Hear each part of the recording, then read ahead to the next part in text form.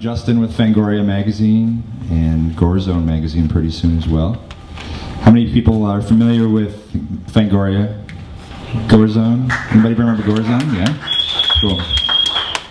Two veterans of our magazine and certainly the world of cinema today. We have Oliver Robbins, who was Robbie in Poltergeist.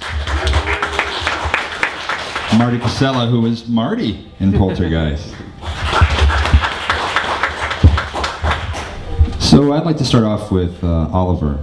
1982 was a busy year for you with Airplane 2, television, several movies and things like that. Where were you professionally at that time, and how did Poltergeist come about? At that time, I really had no experience acting at all. I had just had this dream of becoming an actor, and I told my mother, as we all do when you live in Los Angeles, I got bitten by the bug, and I said, I want to be an actor. So she put me in a commercial workshop class. I went to the class every weekend, and at the end of the class, we thought it'd be over. And the teacher said, you're really good. You should try to do it professionally.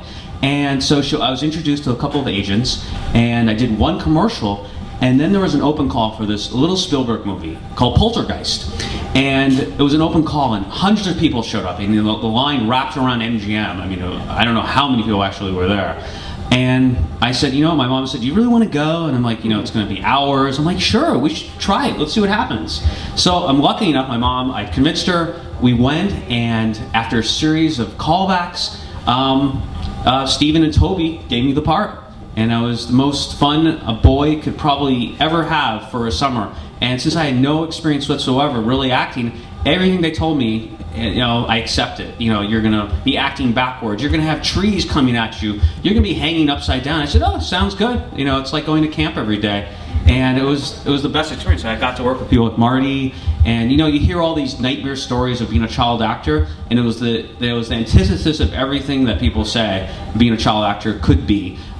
There became our family, and I never even wanted to leave the set. There was like a labor law. I said, Oliver, you have to go home now. I'm like, no, I want to hang out and see how they're making this film, because it was one of the best experiences, and it changed my life, and it made me want to become a filmmaker myself. And that's why I went to USC Film School to learn how to make films after that event. But that was the transitional moment in my life that made me want to become a movie maker. Marty, how about you? At that time, obviously you had worked with Stephen before. You had a prior history with him. Yeah. Can you talk about your entry into the Poltergeist universe? Sure.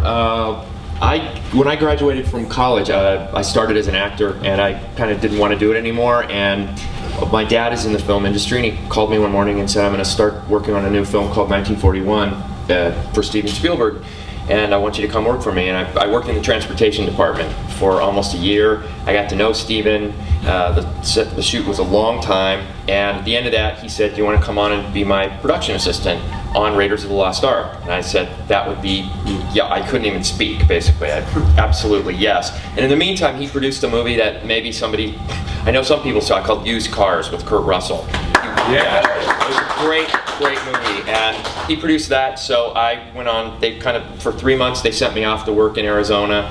I was Bob Zemeckis' assistant on that, which was great. And then, literally, I finished that on a Saturday afternoon, got in my car, drove back to LA, started working on Raiders, and that was a year, almost a year and a half. And after we did Raiders, while we were doing Raiders, we were actually working on Poltergeist and E.T. at the same time. And I went to Stephen after we got back, about 3 months after we got back, and I said, you know what, I want to go back into acting. I kind of don't want to be a production assistant. I loved working with you. By that point, I'd worked with him for 3 years.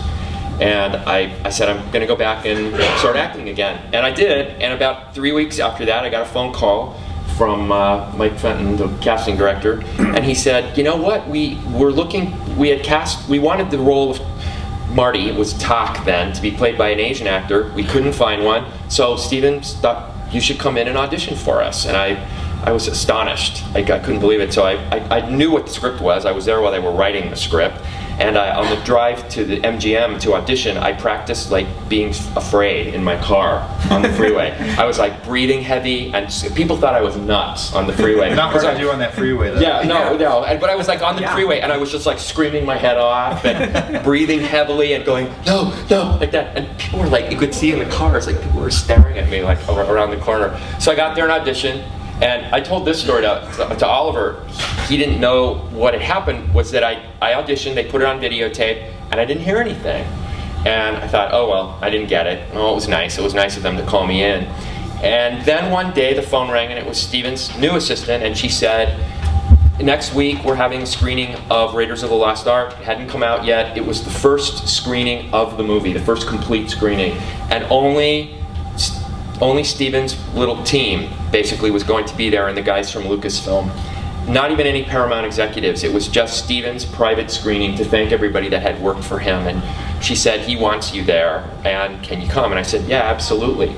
And I got there, and Steven Spielberg, for those of you who've not like seen in interviews and things, he has this really wicked sense of humor that most people don't know about. And when I worked for him, one of the things I always had to end up doing was that I would be in my office, at our office, and he would always throw his Porsche keys at me when he'd walk in and go, oh, it's just sitting out on the street, can you like actually go put some quarters in the meter or park it in the back? So when I got to the studio that afternoon for the screening, he was standing there and he was leaning against his Porsche, and he was dangling the keys at me like he wanted me to park the car. And I was like, hi, Steven. And he looked at me and he looked and he smiled. He had this funny look on his face, and he said, I hear you're going to be a movie star. And I said, what? And he said, yeah, I hear you're going to be in this movie they're making at MGM called Poltergeist. And I said, what? I couldn't speak. And he said, yeah. He said, I wanted to be the one to tell you. And I said, but there really is a Raiders screening, isn't there, tonight? And he said, oh, no, everybody else is going to be here in about 15 minutes. He said, but I just wanted to tell you myself, and that's how I got in it. But I had to audition. I had to go in there and get put on tape, and it was, as Oliver said, it was a really amazing experience. A lot of the people who've come up to our table have come and said how much they enjoy movies when it's practical special events, not when it's CGI. And almost everything that we had to do in that movie, he was really stuck in a tree. Right, it was real. Yeah, I had to have a thing to get, that was done, and it was fun, and we really were like a family. I mean, all of us shot together, almost the whole crew. We were there for like 4 months. Oh yeah, so, it was amazing. There you go, Justin. Oliver, I wanted to start, great lead into asking about the effects. I mean, one of the first times that we see you in the film is actually at the top of that tree, and you can see there's something otherworldly about it. Can you talk about dealing with that, and it reaches in through the window, all the work with the various tree stuff that you had to do up until getting sucked into it? Well, it's actually the very first time I'd been in a movie, and the very first thing that was shot with me was that shot, a far shot of me walking up to the tree when I'm looking at it. I had really never acted before, and they said, Oliver, and I was so nervous that day because I didn't know what to do or who to listen to or whatever, and they said, all you have to do, you're going to see the tree, walk up to it, and then stop. And that was the very first shot with me with the tree. That was my introduction to the tree. Then the next thing I remember was like they had me propped up in the tree, and I was looking around, the neighborhood, and that cloud that's coming in, the storm cloud that's foreshadowing the events to come for the evening, was not there. And that was one of the the big special effects in that little sequence where I guess they used a cloud chamber to create those clouds, and they laid that in through the magic of filmmaking. So when I was up in the tree and they said the wind was blowing my hair through the fan, they said you're seeing the storm come in, I actually was looking at nothing at that point too. And in terms of the other when we got back several months later, when I had a little more experience acting, we finally got to the tree sequence, and that sequence is probably maybe 45 seconds long. Yeah. And you have to remember, this is before we had CGI and anything, and I think that was actually a benefit to the sequence in many ways, because it's visceral and it's real, and when you see the tree coming at me, this is indeed a real tree and real arms. I mean, when I say real, I mean in terms of they actually built this. And what they had around, I think, approximately around 5 or 6 different kinds of trees. One tree for the shots where the arms are coming in to get me. Another shot for a long shot where you want perspective to show you the perspective how big this tree is when I'm up in it. Another one where you just see the bottom section, which they use the stunt double, where the branch actually grabs my ankle and drags me, away, which they intercut that with a stunt double sequence. Then you have another sequence with another tree they had where when I was being swallowed. Well, with how that worked, they had a little platform in the tree for me. This is really high tech, I know. I lowered myself down, and they said, pretend like you're being sucked in. So you're struggling. So that's what you have to do, Oliver. Pretend like you're being swallowed, but at the same time struggle to get out. So I was just lowering myself as if it's eating me, it's eating me. And that was, I think, approximately all the different trees. And these all took place on a big sound stage at the studio.